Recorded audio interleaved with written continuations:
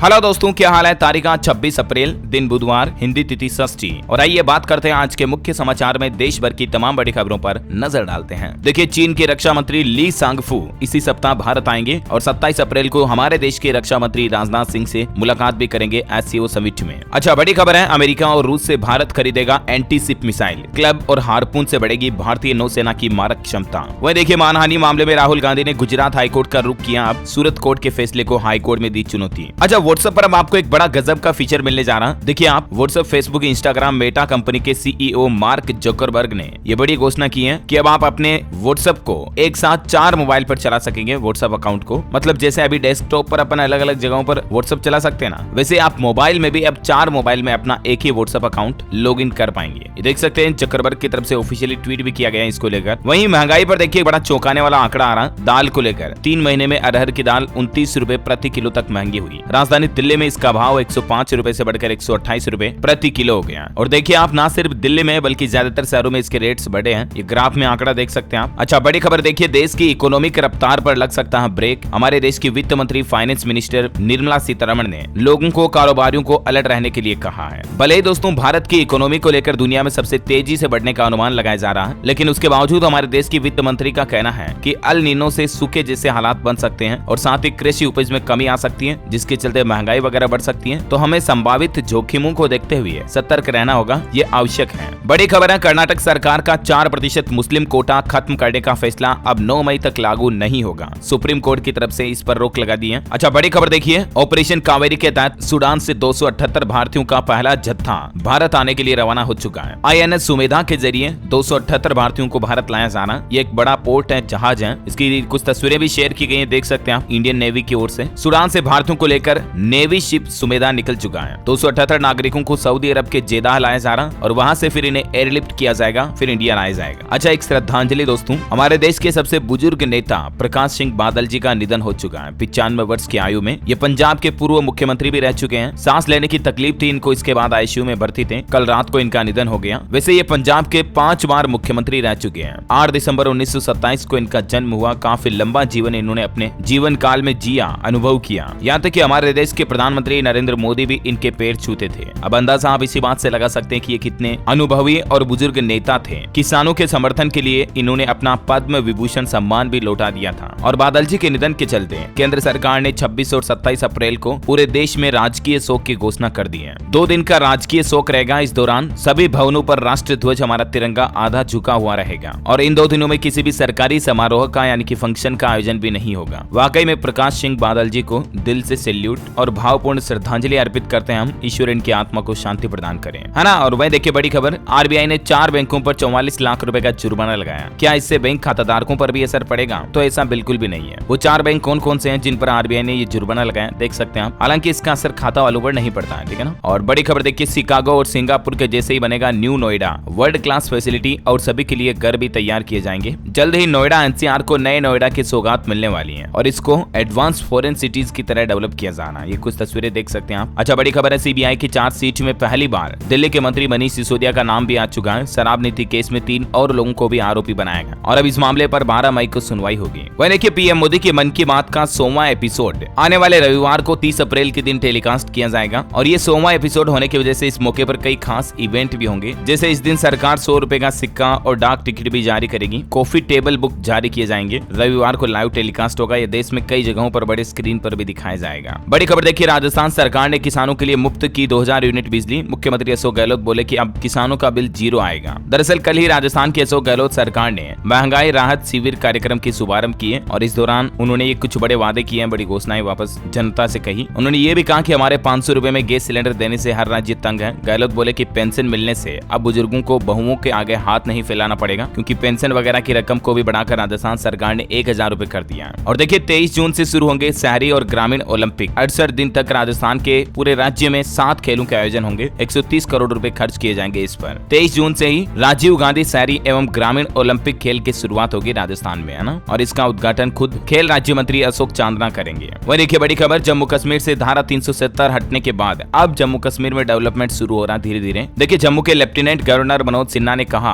कि जम्मू से 370 हटने के बाद अब इंडस्ट्रियल हब बनेगा। यहाँ कई बड़े बड़े निवेश भी आ रहे हैं। बड़ी खबर है, समलैंगिक विवाह मामले को लेकर चौथे दिन सुप्रीम कोर्ट में सुनवाई हुई और देखिए याचिकाकर्ता बोले कि G20 के 12 देशों में इसे मान्यता दी गई है। संसद ने 5 साल तक पॉजिटिव रिस्पॉन्स नहीं दिया। हालांकि अभी भी सुप्रीम कोर्ट की तरफ से इस पर कोई अहम टिप्पणी नहीं की गई है। देखते हैं आगे और इस पर क्या अपडेट आता, जो भी खबर आएगी मैं आपको बता दूंगा, है ना। और अगला अपडेट देखिए, कर्नाटक में पहली चुनावी रैली करते हुए प्रियंका गांधी ने कहा, मैसूर में वो बोले कि यहाँ 40% कमीशन वाली सरकार है, पीएम को पता है लेकिन वो चुप है। और गृह मंत्री अमित शाह भी कर्नाटक में बोले कि कांग्रेस दिवालिया हुई, बीजेपी से आए नेताओं के दम पर चुनाव लड़ रही है। एक सप्ताह पहले पूर्व सीएम शेट्टार ने पार्टी भी छोड़ी थी। तो ये कुछ राजनीतिक बयानबाजी चल रही है एक दूसरे के ऊपर पक्ष विपक्ष के द्वारा। वैसे कर्नाटक विधानसभा चुनाव के सभाओं वगैरह के लिए 6 दिन में 15 सभाएं करेंगे पीएम मोदी भी, और योगी आदित्यनाथ भी कर्नाटक राज्य का दौरा करेंगे। 28 अप्रैल से 7 मई तक राज्य के दौरे पर रहेंगे प्रधानमंत्री भी। और इससे पहले आपको पता होगा कल ही केरल राज्य में वंदे भारत ट्रेन का भी उद्घाटन किया और देश की पहली वाटर मेट्रो का शुभारंभ भी केरल में ही किया। ये देख सकते हैं कुछ तस्वीरें। आखिरकार काफी चर्चा में रहने के बाद देश को पहली वाटर मेट्रो ट्रेन मिल चुकी है। मोदी ने डिजिटल साइंस पार्क की नींव रखी पहले, और फिर केरल में पहली वंदे भारत ट्रेन को भी हरी झंडी दिखाई। तो केरल राज्य को कई बड़ी योजनाओं की सौगात मिली है एक साथ इस प्रधानमंत्री के दौरे से। और वैसे दोस्तों ये पानी पर चलने वाली मेट्रो ट्रेन की कुछ खासियत देखिए, ये इलेक्ट्रिक है, 15 मिनट में फुल चार्ज होती है, 100 पैसेंजर्स बैठ सकते हैं, और ये बोट पूरी तरह से एयर कंडीशनर वाली है, यानी कि एसी युक्त चैम्बर मिलेंगे इसमें आपको सारे। इस प्रोजेक्ट की लागत आई 1137 करोड़ रुपए। अच्छा, इसके अलावा दादर और नागरा हवेली को भी पीएम मोदी ने 203 करोड़ रुपए की सौगात दी। नमो रिसर्च इंस्टीट्यूट का उद्घाटन किया। तो ये कुछ प्रधानमंत्री के नए प्रोग्राम रहे कल के। और वह देखिए दोस्तों, देश के स्टार्टअप्स ने देश की वित्त मंत्रालय से मांग की है कि एंजल टैक्स को खत्म करो या फिर कम कर दो। स्टार्टअप्स ने पिछले सप्ताह फाइनेंस मिनिस्ट्री और department for promotion of industry and internal trade के साथ बैठक में इस मुद्दे को उठाया।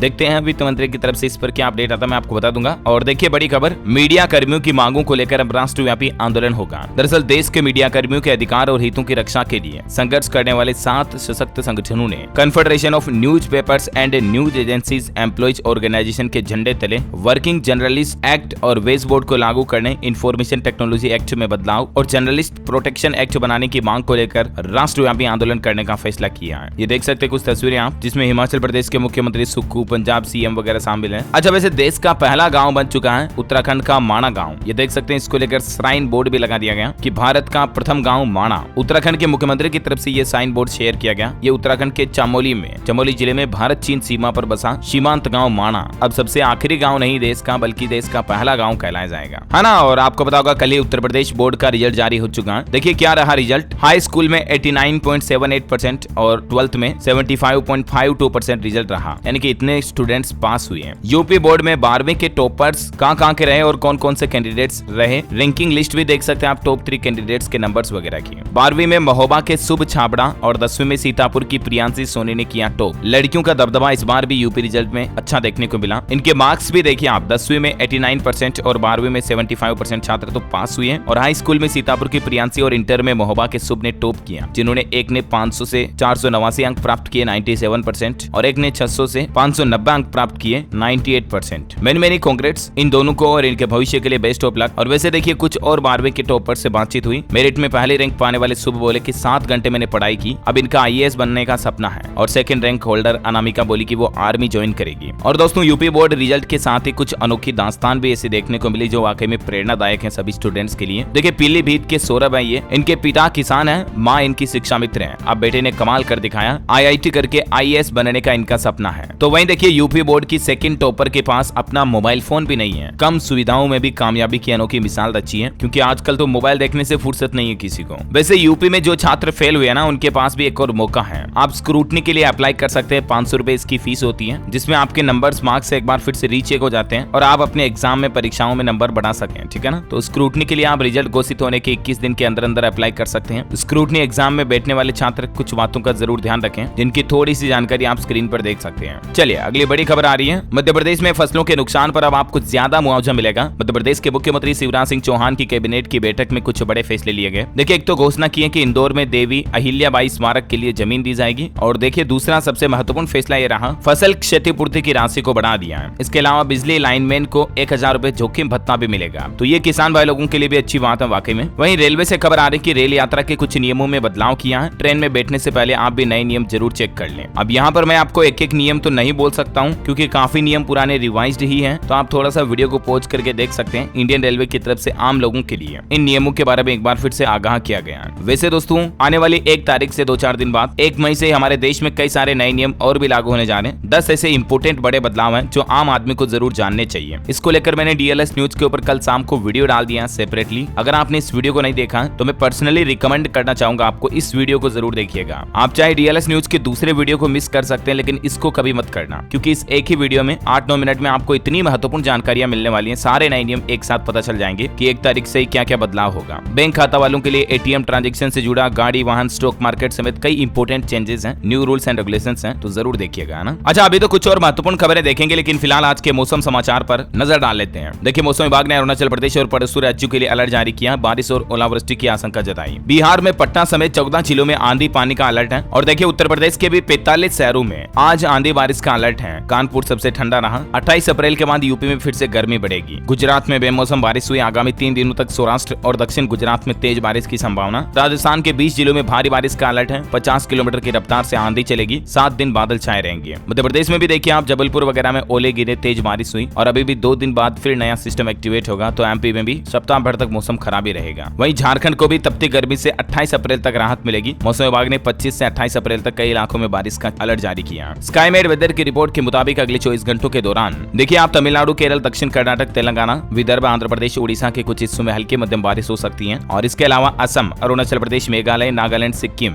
आंतरिक कर्नाटक, मराठवाड़ा, उत्तराखंड वगैरह में भी बारिश की संभावना है। और देखिए, यूपी कानपुर में तो 20 साल का रिकॉर्ड टूट गया। इतनी ज्यादा मतलब मई में बारिश हो रही है अभी। अच्छा, सराफा बाजार पर नजर डालें तो देखिए आप, सोना 60,368 रुपए प्रति 10 ग्राम पर पहुंचा और चांदी भी 75,000 के करीब चल रही है। 74,768 रुपए प्रति 10 ग्राम प्रति किलोग्राम चांदी का रेट चल रहा है ना। और चलिए आज के कोरोना बुलेटिन देख लेते हैं। देखिए, लगातार 3 दिनों से भारत में कोरोना के एक्टिव केस में भी गिरावट आ रही है। पिछले 24 घंटों में भारत में 6,934 कोरोना के नए मामले मिले। 24 लोगों की जान गई, जबकि 9,000 लोग ठीक भी हुए हैं। देखिए, अभी सक्रिय मामलों की संख्या 63,380 चल रही है। और कोरोना के बढ़ते मामलों को लेकर उड़ीसा सरकार की तरफ से तो एक अलर्ट भी जारी कर दिया। अस्पतालों में अब फेस मास्क पहनना अनिवार्य होगा। सभी स्वास्थ्य संस्थानों में मास्क लगाना कंपलसरी हो चुका। फिर लौटे मास्क वाले दिन। देखिए आप, उड़ीसा से इसकी शुरुआत हो गई। और कुछ राज्यों के आंकड़े देखिए, हिमाचल प्रदेश में कोरोना से 14 मौत हुई। 24 घंटों में 856 नए मामले आए। बिहार में 24 घंटों में 118 नए मामले आए। छत्तीसगढ़ में 482 नए केस। और झारखंड में आवासीय विद्यालय में 49 छात्राएं भी संक्रमित पाएगी कोरोना से। एक ही विद्यालय में इतना ज्यादा कोरोना विस्फोट हुआ। तो ये कुछ कोरोना का माहौल चल रहा है। और चलिए कुछ एजुकेशनल खबरें देख लेते हैं। देखिए, बिहार में 1,79,000 पदों पर शिक्षकों की भर्ती को लेकर बीपीएससी जल्दी नोटिस जारी करेगा। शिक्षा विभाग ने इस संबंध में कमेटी को अनुशंसा भी भेजी है। वैसे सरकारी नौकरी पर एक और खबर है कि राजस्थान में 13,184 सफाई कर्मचारियों की भर्ती निकली हुई है। मैंने आपको बताया भी था। अगले महीने 15 मई से आप इसके लिए आवेदन कर पाएंगे। 16 जून इसकी लास्ट डेट है, ठीक है ना। बिना एग्जाम के इंटरव्यू वगैरह के जरिए सीधी भर्ती की जाएगी। वहीं मध्य प्रदेश बोर्ड रिजल्ट पर भी अपडेट है कि एमपी बोर्ड का 10वीं और 12वीं का रिजल्ट जल्द ही जारी किया जाएगा। और इस बार 33% से कम मार्क्स आने पर आपको कंपार्टमेंट एग्जाम देने का ऑप्शन भी मिलेगा। वही देखिए, राजस्थान में हड़ताल ने अटकाया शिक्षक भर्ती का रिजल्ट। आपत्तियों का नहीं निकला समाधान। जून तक बढ़ा 9 लाख अभ्यर्थियों का इंतजार। 48,000 पदों पर भर्ती होनी है। रीट मेंस एग्जाम को लेकर ये अपडेट है। और झारखंड में देखिए, जेटेट को लेकर हाईकोर्ट में सुनवाई हुई। कोर्ट ने सरकार से 4 सप्ताह में जवाब मांगा। 26 जून को इस मामले पर अगली सुनवाई होगी। और चलिए अब अपन एजुकेशन के बाद देश से जुड़ी कुछ और महत्वपूर्ण बड़ी खबरें देख लेते हैं। देखिए, ईपीएफओ ने बताया अधिक पेंशन पाने का फॉर्मूला। 3 मई तक आप भी ये काम कर लें। ज्यादा पेंशन पाने के लिए कौन आवेदन कर सकता है? तो जिनकी बेसिक सैलरी प्लस डीए 15,000 रुपए से कम है, तो ऐसे सभी लोगों के लिए ईपीएफओ की तरफ से एक सर्कुलर जारी किया गया नया। हायर पेंशन चुनने के लिए ईपीएफओ ने सही तरीका भी बताया है। एप्लीकेशन फॉर्म में गलती होने पर 1 महीने तक सुधार कर सकेंगे। अब इसके बारे में ज्यादा जानकारी आप ईपीएफओ के पोर्टल पर चेक कर लीजिएगा, या थोड़ा सा आप वीडियो को पॉज करके यहाँ पर भी देख सकते हैं। वैसे पेंशन की बात हो रही तो आपको बता दूं, छत्तीसगढ़ राज्य सरकार ने भी अपने कर्मचारियों को पेंशन स्कीम चुनने का आखिरी मौका दिया है। और सरकार ने इस ऑप्शन की चॉइस लिमिट को 8 मई तक बढ़ा भी दिया है। 96% लोगों की पसंद वैसे तो ओपीएस ही है, यानी कि ओल्ड पेंशन स्कीम, लेकिन उसके बावजूद भी छत्तीसगढ़ राज्य सरकार ने अपने कर्मचारियों को कहा कि आप अपने लिए ओल्ड पेंशन स्कीम चुनना चाहते हैं या एनपीएस यानी कि न्यू पेंशन स्कीम चुनना चाहते हैं, पुरानी पेंशन योजना या नई वाली, तो ये ऑप्शन सबमिट करना होगा राज्य सरकार के कर्मचारियों को 8 मई तक, ठीक है ना। बड़ी खबर देखिए, राजधानी दिल्ली में अब आपको एक क्लिक पर उपलब्ध होगी सरकारी सेवाएं और जानकारियां। केजरीवाल सरकार ने 180 नई वेबसाइट, नए पोर्टल लॉन्च किए हैं। दिल्ली वालों की तो समझो मौज ही हो गई। कई अलग अलग काम के लिए अब आपको ऑफिसों के डिपार्टमेंट के चक्कर नहीं लगाने पड़ेंगे। जैसे देखिए, दिल्ली में पेंशन वगैरह के लिए भी बुजुर्ग दिव्यांगों को बार बार चक्कर नहीं काटने पड़ेंगे। 6 लाख लोगों को घर बैठे सुविधाएं मिलेगी। पेंशन से जुड़ी सारी फैसिलिटी अब आप मोबाइल ऐप के जरिए अपने मोबाइल पर ही देख पाएंगे। किस दिन आपकी पेंशन आएगी, कितना समय लगेगा, ये जानकारी भी ऐप पर ही मिलेगी। तो ये टेक्नोलॉजी को बढ़ाते हुए दिल्ली सरकार की कुछ नई पहल है वाकई में। चलिए बड़ी खबर आ रही है, मैनकाइंड फार्मा कंपनी का आईपीओ खुल चुका। प्राइस बैंड 1026 से 1080 रुपए प्रति शेयर रखा गया है। और केदारनाथ धाम के कपाट भी खुल चुके हैं। 72 घंटे से बर्फबारी के बावजूद 8000 से ज्यादा श्रद्धालुओं ने पहले दिन दर्शन किए, 20 क्विंटल फूलों से सजाया भी गया। अच्छा, छोटे बच्चों को मोबाइल बहुत ज्यादा ही अगर आप भी दिखाते तो देखिए जरा, सावधान करने वाली अलर्ट भरी खबर है। मोबाइल पर वीडियो देख रही 8 साल की बच्ची, चेहरे के पास फोन फटने से जान चली गई। रात में फोन पर वीडियो देखते वक्त ये हादसा हुआ। देखिए कितनी मासूम है। आदित्य श्री इसका नाम है, तीसरी कक्षा में पढ़ती है। केरल राज्य के त्रिशूर जिले की यह घटना है। यहाँ तिरुविल्लमा में 8 साल की मासूम की जान चली गई। मतलब गैजेट्स भी कितने रिस्की हो सकते हैं, जरा देखिए आप। और मध्य प्रदेश के धार में कल एक फौजी ने ऐसी हरकत कर दी। देखिए, विवाह समारोह में मुंह में पटाखा रखकर फोड़ दिया, इससे भी जान चलेगी। तो प्लीज ऐसी हरकतें कभी ना करें जिनमें आपकी जान जाने का जोखिम हो। बड़ी खबर है, हरियाणा के स्किल्ड यूथ को मिलेगा रोजगार। कॉर्पोरेट करानों से मुख्यमंत्री का मंथन, भर्ती के लिए दिया फ्री हैंड। सरकार इसमें बिल्कुल भी हस्तक्षेप नहीं करेगी। हरियाणा का हर यूथ अब स्किल्ड होगा, ये कहना है हरियाणा के मुख्यमंत्री मनोहर लाल सरकार का। वही देखिए, बिहार के पंचायतों में अब बायोमेट्रिक अटेंडेंस लगाना जरूरी होगा। सभी पंचायत कर्मियों को फिंगरप्रिंट के जरिए बायोमेट्रिक हाजिरी लगानी पड़ेगी। बिहार के गृह विभाग की तरफ से यह नया आदेश जारी कर दिया। अच्छा, एक नाम परिवर्तन को लेकर खबर देखिए। छत्तीसगढ़ में रायपुर का कमल विहार अब कहलाएगा कौशल्या विहार। मुख्यमंत्री भूपेश बघेल ने यह बड़ी घोषणा की है और इस दौरान यहाँ पर इन्होंने 167 करोड़ रुपए की